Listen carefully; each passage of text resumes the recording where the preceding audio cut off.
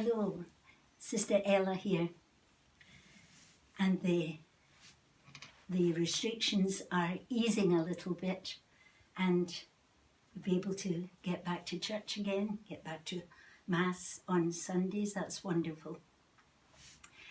And I hope that you've been praying over this time, not neglecting, because we can always pray. We can pray anywhere. You can pray walking in the street, you can pray on a bus, you can pray in your own heart, in your own mind. You don't have to be in church to pray.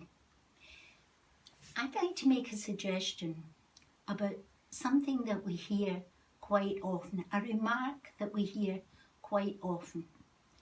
It's, "Oh my God."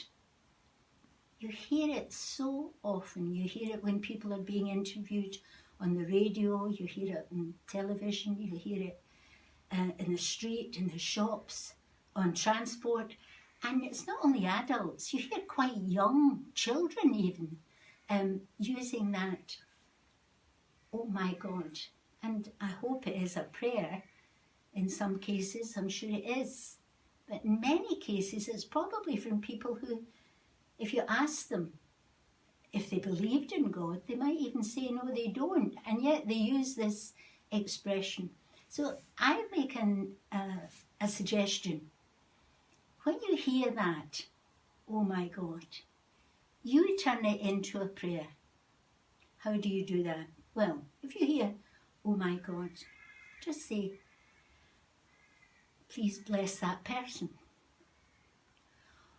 "Oh my God, teach us how to pray." "Oh my God, I'm sorry for my sins." "Oh my God, help that person in the way that that person needs." So you turn it into a prayer. St. John Bosco and St. Mary Mazzarello, they were great advocates of short prayers, little prayers. I've mentioned already that Mother Mazzarello, who was our first sister, our first Salesian sister,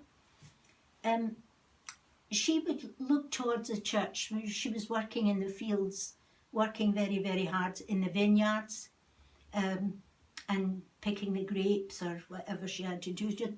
And she'd look towards the church and just say little short prayers, just a raising of her mind and her heart to God. That's what prayer is, raising our mind and our heart to God.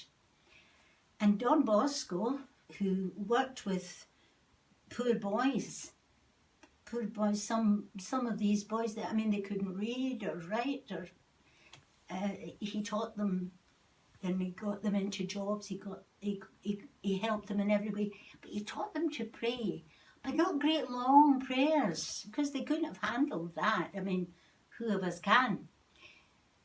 Short prayers. And he was a great believer in just going into the chapel just for a few minutes.